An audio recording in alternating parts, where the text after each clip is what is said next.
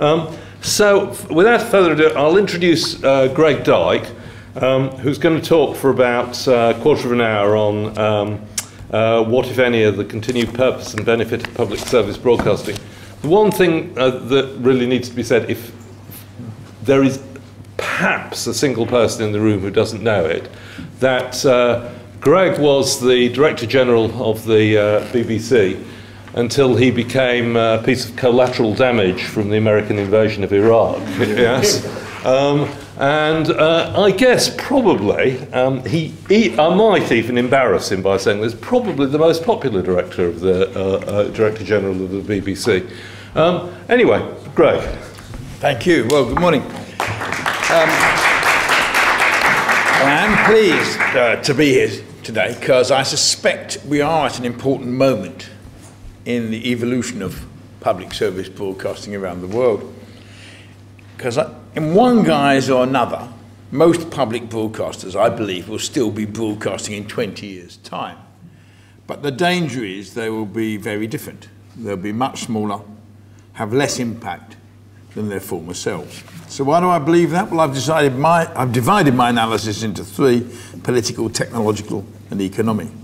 So let's start with the political. In my experience, most governments get into office supporting the concept of public service broadcasting and public service broadcasters. But I think it's also true that whatever the political persuasion of the government, left or right, the relationship between government and public service broadcaster inevitably declines during their period in power. I've often asked myself why. My conclusion is a pretty obvious one. Broadcasters and governments have got different roles in a society. It's best summed up in a book written by a woman called Grace Wyndham Goldie, a former head of current affairs at the BBC, who in that role had a series of clashes with the government of the day as far back as the 50s and 60s. And she was the person who had the sort of seminal clash with Anthony Eden at the time of Suez. I thought she summed up this inevitably difficult relationship when she wrote, "Nowhere more than in broadcasting is the price of freedom eternal vigilance. Resistance to political pressures has to be constant and continuous. But it must be realised that such pressures are inevitable, for the aims of political parties and those of broadcasting organisations are not the same." In other words, one of the most important roles of a public service broadcaster is to be independent of government, to ask difficult questions of it, and not be bullied by the government of the day, whichever political party is in power, because they will all try to do it. By and large, I think the general public, certainly in this country, understand this role, which is why in most polls the public are likely to trust the public broadcaster significantly more than they trust the government of the day. Now, in my experience, governments are more hostile and resentful of broadcasters funded by public money than their commercial counterparts. Why is that? I think it's partly because commercial broadcasters are less likely to confront the government of the day, but also because governments seem to believe they own the public-funded broadcasters in a way they don't own their commercial counterparts, and are therefore more entitled to influence them.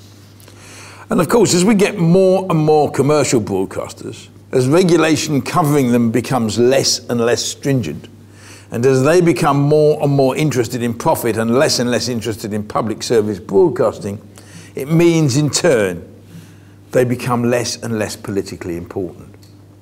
Now, I believe the future of public broadcasting today is under greater threat from politicians and the political process than it has been in the past. Well, why is that? Well, I think we can be explained by understanding the technological changes that are arriving daily, the commercial competition this is bringing, and the pressure the free marketeers in both media and politics are putting on governments to deregulate the whole system. When I first worked in television in the late 70s, there were still only 3 channels in Britain. Seems a long time ago. 2 run by the BBC and totally paid for by the licence fee, and 1 advertiser-funded channel, ITV, where I worked, which was also required to have the values of a public service broadcaster. As you all know, when a second advertiser-funded channel came in Britain in the shape of Channel 4, it was and still is a public service, not-for-profit channel, now run by a public trust. So, the history in Britain is we had two public broadcasters in ITV and Channel 4, which were funded totally by advertising, and we have the BBC channels, which are only funded by a licence fee. Now but all had to have some public service values. The world I've described began to change with the arrival of more competition, the arrival of satellite and cable television, and then in particular the arrival of the digital revolution. New, more commercially aggressive players emerged, like the Rupert Murdoch, who were ideologically opposed to regulation, to public broadcasting, and disliked and resented the power of the BBC in particular. Murdoch saw the BBC as the enemy, no doubt about it.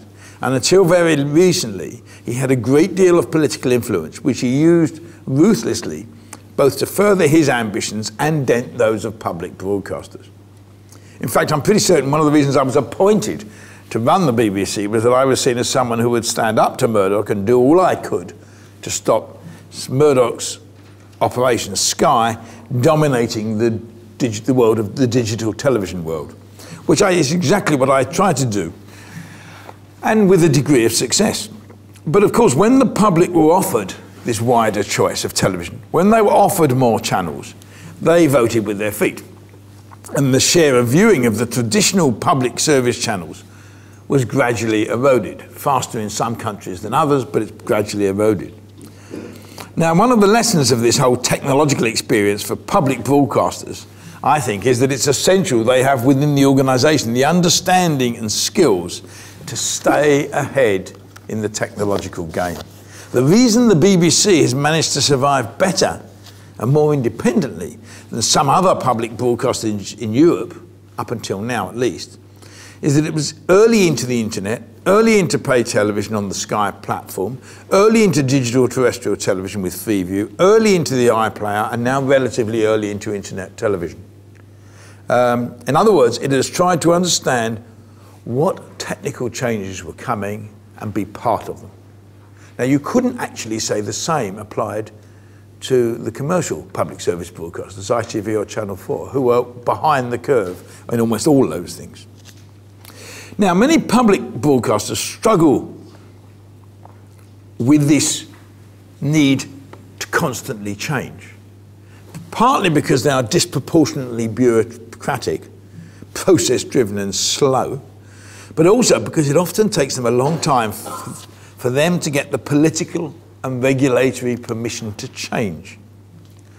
And there is a fear in Britain, I think, that this has become a particular problem recently. When I was at the BBC, we invented and got out there Freeview in literally 6 months, from the moment of the idea to the moment of doing it. Under the new BBC regulatory system, the BBC Trust, brought in since I'd left, you'd be lucky to do it in 2 or 3 years, as you saw with the iPlayer. The process of change in Britain has become much more bureaucratic, more process-driven, and as a result, much slower at a time when anything, it needs to move faster. And of course, who put the pressure for that slowing down of the process? The commercial broadcasters and others, the free marketeers. I don't think that's good for public broadcasting. And of course, one other effect of the changing technological world is that the young are moving, as you will be discussing later, and are moving elsewhere. And the public broadcasters in many countries are increasingly the preserve of the older viewer and listener, which is okay for the time being if you're funded by a licence fee, but not for those funded by, or partly funded by advertising. But will the next generation of older viewers and listeners, or the one after that, be so loyal to the traditional public service broadcasters? I rather doubt it. I think we are going through a seed change. Finally, I turn to what all this is doing to the economics of broadcasting. In the advertising world, it is clear that more and more spectrum, more channels and more delivery systems means the advertising cake is increasingly fragmented. The big losers in this are the advertiser-funded public broadcasters with their declining shares and older audiences who are less attractive to advertisers. What this means is that the programme budgets are cut and the money spent on traditional public service programmes is a fraction of what it once was. Just look at the story of ITV over the last decade. Of course, if governments truly believed, and I don't blame ITV, that's what the economics requires of it. Of course, if governments truly believed in public broadcasting, they should be increasing licence fees for the other public broadcasters, so there is more money available for public broadcasting to offset what is happening in the advertiser funding world. But I know me saying that is politically naive. So my argument, if I can sum it up, is that advertiser-funded broadcasters are seeing their income threatened by fragmentation and technological change, whilst public broadcasters funded by licence fees are seeing at best those fees frozen and possibly reduced because of a combination of macroeconomic difficulties, particularly in Europe, but mainly because of ideological changes amongst the politicians. Newspaper owners have never been supporters of public broadcasters, but they are now becoming more and more hostile as their own economic base is threatened. And even though their sales are declining, newspaper owners and newspapers still have significant political influence in most countries. Why, I don't know, but they do. So if I quickly summarise my analysis, these are challenging times, the combination of changing technologies, difficult economic times, a new breed of free market-driven politicians, hostile and influential commercial competitors, and a declining, ageing audience means, I think, that public broadcasters across the world will have to rethink what they are and what their role is. The big question I suspect you will need to discuss over the rest of today is, are they capable of doing that? So let me end with what I believe is worth, what I think is worth defending about public broadcasting. Well, first, as I said earlier, it is about, and probably the most important part of it, it is about being free to challenge politicians and particularly the government of the day. Secondly, it is about being able to make programmes that matter, regardless of how popular they are or what ratings they get. Not only, but that's part of it. And thirdly, it's about making and broadcasting programmes which reflect a particular culture and a particular society. All those old BBC definitions of public broadcasting actually sum it up. That the Reithian, the role is to inform, educate and entertain.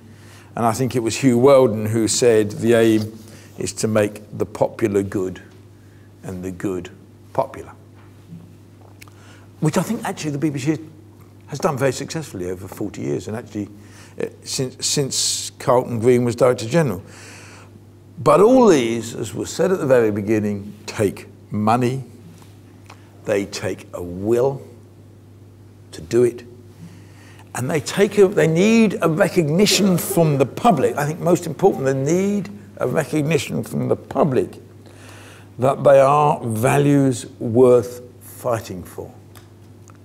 And that's going to be the challenge of the next decade or so. And it's going to be the challenge as the children of the digital revolution get into their 40s and 50s. Thank you.